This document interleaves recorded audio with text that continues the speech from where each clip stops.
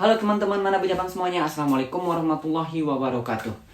Nah, hari ini kita bakalan lanjutin pelajaran bahasa Jepang kita yang ketiga. Jadi kita udah kasih pelajaran bahasa Jepang untuk grammar dan kosakata itu pertama, bab 1 ya. Dan bab kedua, terus juga minggu kemarin kita udah kasih untuk percakapan, untuk kaiwa ya. Kaiwa dari bab 1 dan bab 2 Mina no Nihongo. Nah, untuk teman-teman yang baru aja nonton channel Manabu Jepang dan baru aja ngikutin atau gabung belajar bahasa Jepang bersama Manabu Jepang, kalian bisa nonton dulu video belajar bahasa Jepang Manabu Jepang untuk Mina no Nihongo bab 1 dan bab 2. Bisa lihat aja di link di atas ini ya. Jadi kalian lihat dulu bab 1, bab 2-nya, terus kalian belajar dulu untuk hiragana katakananya. Dan hari ini kita akan lanjutin ke bab ketiga. Nah, aku rasa teman-teman yang udah nonton channel ini dari video-video yang lalu, kalian udah paham hiragana, udah bisa juga katakana. Nah, hari ini pertemuan ketiga setelah katakana, jadi aku akan kasih tes simple untuk katakana. Jadi apakah kalian udah bisa mengerti, udah bisa baca atau bisa tulis katakana atau belum? Jadi nanti aku akan kasih tes simple untuk katakananya ya. Oke, nah hari ini kita akan belajar apa aja? Langsung aja kita pindah ke papan tulisnya ya. Nah, teman-teman Manabu Jepang, di pelajaran kita di bab ketiga hari ini, kita akan kasih tes katakana teman-teman yang udah belajar huruf katakana di pertemuan yang lalu ya, di bahasa Jepang bab 2. Nah, jadi apakah kalian udah benar-benar bisa menghafal, bisa menulis ataupun membaca katakana? Aku akan tes. Jadi ada dua, simple aja. Apakah bacaan dari tulisan katakana di bawah ini? Oke, yang bisa baca itu bacanya apa? Tulis aja di kolom komentar di video ini dengan huruf Romawi ya. Yang kedua adalah silakan tulis nama kalian dengan huruf katakana yang sudah kalian pelajari. Oke, bagi kalian yang udah baca dan sudah menghafali huruf katakana, pasti akan gampang aja dengan kalian. Nah, kalau ada yang nggak dimengerti ya, misalnya nama kalian susah ditulis dengan katakana, kalian bisa langsung komen aja ya di kolom komentar ya. Jangan lupa tulis nama kalian ya. Dan kalau ada yang nggak ngerti gimana cara nulisnya di smartphone ya, di entah itu HP kalian iPhone atau Android, kalian bisa lihat aja, cari di setting di keyboard ya. Setting keyboard itu nanti kalian bisa masukin huruf Japanese. Nanti akan bisa keluar hiragana katakana. Sebelum kita masuk ke bab ketiga, jadi aku tadi lupa bilang kalau sebelum masuk ke bab ketiga aku akan kasih kalian materi untuk jiko shokai atau perkenalan diri. Jadi gimana caranya kalian memperkenalkan diri dalam bahasa Jepang. Jadi setelah kalian bisa belajar, bisa mengerti hiragana, katakana dan standar grammarnya, kalian bisa belajar untuk memperkenalkan diri kalian dalam bahasa Jepang. Nah, jadi mungkin yang udah lihat videonya minggu lalu, video kaiwa itu di sana ada topiknya tentang perkenalan diri orang Amerika dengan ketika dia datang ke Jepang ya, perkenalan dengan orang Jepang ya. Nah, jadi untuk salamnya itu hajimemashite, yaitu artinya perkenalkan ya. Jadi untuk sebelum perkenalkan diri kalian ya. Terus setelah itu baru menjelaskan nama kalian. Jadi watashi no namae wa desu. Jadi nama saya adalah siapa gitu ya. Misalnya nama saya adalah Budi. Jadi ya watashi no namae wa Budi desu gitu ya. Terus selanjutnya adalah menjelaskan asal kalian dari mana. Jadi misalnya dari Indonesia ya, Indonesia kara kimashita. Saya dari Indonesia gitu ya.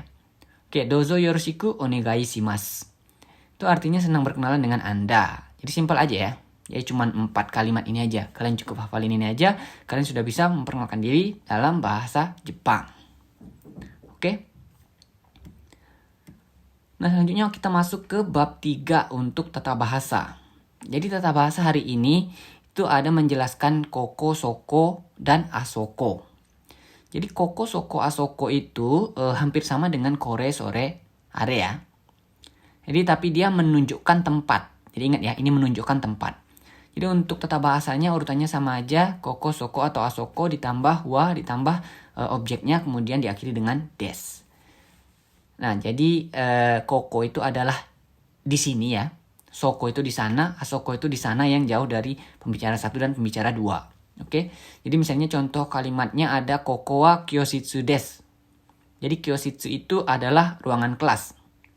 Nah, jadi koko wa kyositsu desu itu artinya di sini adalah ruangan kelas. Oke? Nah, ada lagi bentuk tata bahasa kedua yaitu objeknya dulu, kemudian baru subjeknya dulu, baru wa ditambah koko ditambah des ya. Jadi menjelaskan tempatnya dulu ya. Karena dia berada, jadi di sini dia berada di awalan, di depan wa. Kemudian koko des. Jadi menjelaskan koko itu ini itu adalah, di sini itu adalah tempat apa gitu ya.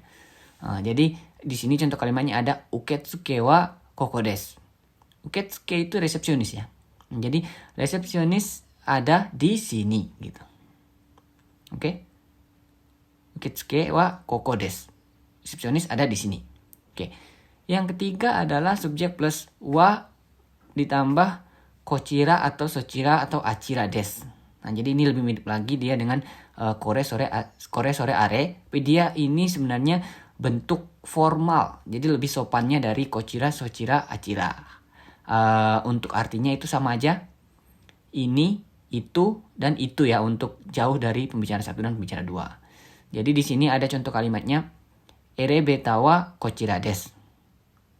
Jadi erebeta itu lift ya. Lift. Jadi erebeta. Elevator ya, dari bahasa Inggris elevator jadi erebeta. Jadi erebeta wa kochira des. Jadi lift ada di sini gitu ya. Liftnya di sini. Liftnya ini gitu ya. Terus untuk keempat, tata bahasa yang keempat itu ada kono ditambah menjelaskan subjek, tambah wa, ditambah objeknya, diakhiri dengan des. Jadi dia menjelaskan, masih ingat kan untuk kata bahasa kono. Jadi kono ini dia harus diikuti dengan kata benda ya setelahnya. Nah, jadi dia menjelaskan kata benda yang berada di setelah kata kono ini ya. Nah, jadi di sini ada contoh kalimatnya, kono nekutai wa 1000 yen desu atau 1000 yen desu gitu ya. Jadi kono nekutai wa 1000 yen desu itu artinya kono nekutai. Kono nekutai itu dasi ya. Jadi kono nekutai artinya dasi ini. Wa itu menjelaskan ini ya, menjelaskan dari subjeknya ya, yaitu adalah ya. Kemudian 1000 yen. Ya sini 1000 yen. Nah, nanti untuk menjelaskan bilangan itu nanti akan kita jelaskan di pertemuan berikutnya. Jadi untuk kali ini kalian bisa ingetin aja kalau 1000 itu iseng atau seng ya, 1000 yen. Jadi di sini dia menjelaskan harga dari dasi ya. Jadi kono nekutai wa 1000 yen desu. Dasi ini 1000 yen. Nah, 1000 yen itu kalau dirupiahkan mungkin kalau untuk kurs sekarang ini sekitar 135-an lah mungkin ya. Jadi ya harga dasinya 135.000. Itu ya, oke ya. Untuk tata bahasa hari ini ada 4 ini aja. Kalian ingat-ingat. Kalau ada yang nggak mengerti, ada yang kurang jelas, mungkin bisa langsung ditanyakan aja di kolom komentar ya. Selanjutnya ada contoh kalimat. Nah, ini tadi contoh kalimat yang memakai tata bahasa untuk hari ini ya. Jadi ada kalimat pertanyaan, ada kalimat jawabannya ya. Koko wa Shin Osaka desu ka? Jadi di sini dia menanyakan, di sini adalah Shin Osaka, dia bilang.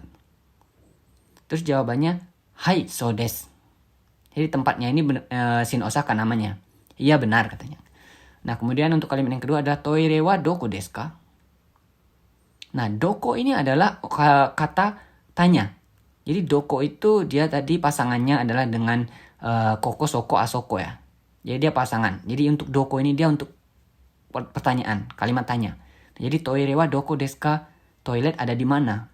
Nah, jawabannya adalah ya tadi dari 3 tadi itu, koko, soko, atau asoko. Nah, di sini jawabannya dia asoko desu, jadi jauh ya toiletnya. Nah, kemudian untuk yang ketiga adalah jimusho wa dochira desu ka? Nah, untuk dochira ini adalah pasangannya yang tadi, yang kochira, sochira, achira. Nah, dia untuk kalimat tanyanya dia menggunakan dochira. Jadi jimusho wa dochira desu ka? Ini kalimat formal ya. Jadi jawabannya adalah achira desu, di sana, jauh juga ya. Kemudian okuni wa dochira desu ka? Ini juga kalimat formal. Jadi negara itu artinya kuni ya. Negara itu artinya kuni. Jadi kuni itu maksudnya dalam bahasa Indonesia itu negara, tapi di sini okuni. Jadi untuk bahasa Jepang itu ketika kita menambahkan o di depannya itu menjadi lebih sopan. Jadi di sini konteksnya dia bertanya kepada orang yang baru dikenal atau baru bertemu, orang asing. Jadi dia menanyakannya dengan sopan. Makanya menggunakan dochira ya. Nah, untuk jawabannya ya biasa aja, Indonesia des gitu ya. Jawab langsung negaranya. Kemudian untuk contoh kalimat yang kelima yang terakhir adalah kono toke wa ikura desu ka. Nah, ikura ini adalah untuk menanyakan harga. Nah, mungkin bagi yang teman-teman yang udah sering lihat TV Jepang atau yang udah pernah ke Jepang, kalian udah familiar dengan kata ini. Jadi untuk menanyakan harga ya. Jadi kono toke itu jam ya. Toke itu jam, jadi kono toke artinya jam ini. Kono toke wa ikura desu ka? Jadi jam ini harganya berapa? Nah, jawabannya adalah 20.000 yen ya. Jadinya 20.000 itu adalah nimang. Jadi nimang yen des. Harga tokinya nimang yen des gitu ya. 20.000 yen. 2 juta lebih ya. Kalau dirupiahkan. Oke, itu untuk contoh kalimatnya hari ini. Kemudian untuk kosakata ya. Kita akan kasih kalian kosakata terus setiap kali pertemuannya. Oke, di sini ada oketsuki tadi yang keluar artinya resepsionis. Kemudian erebeta itu artinya lift. Terus necktie tadi yang ada di contoh kalimat artinya dasi, toire itu toilet, jimusho itu kantor. Kemudian kuni ya, kuni itu negara, toke itu jam. Terus ada tambahan yang tadi nggak keluar di contoh kalimat yaitu kaigishitsu, itu ruangan rapat. Kemudian untuk negara Jepang itu dalam bahasa Jepangnya nihon. Kemudian untuk megane itu adalah kacamata. Ya, untuk kosakata hari ini itu ada 10. Jadi mohon diingat-ingat. Nah, teman-teman Manabu Jepang, itulah tadi pelajaran Minani Hongo untuk bab ketiga. Jadi kita udah belajar tadi, kita udah kasih tadi tes untuk katakana. Kita udah kasih juga untuk grammar atau bumpo untuk bab ketiga. Terus juga ada kosakata untuk hari ini. Terus juga untuk jiko shokai. Kita udah kasih juga tadi jiko shokai. Jadi jangan lupa seperti yang tadi aku udah bilang, bagi kalian yang tahu cara baca katakana, tes katakana yang tadi udah kita kasih, silakan ketik jawaban kalian di kolom komentar ya. Dan juga jangan lupa untuk tulis nama kalian untuk memastikan kalau kalian benar-benar bisa nulis katakana ya. Oke, jangan lupa share video ini ke teman-teman kalian atau ke siapapun yang ingin belajar bahasa Jepang supaya lebih banyak lagi orang yang bisa belajar bahasa Jepang dari channel Manabu Jepang. Oke, thank you. Sampai jumpa di video berikutnya ya. Bye bye.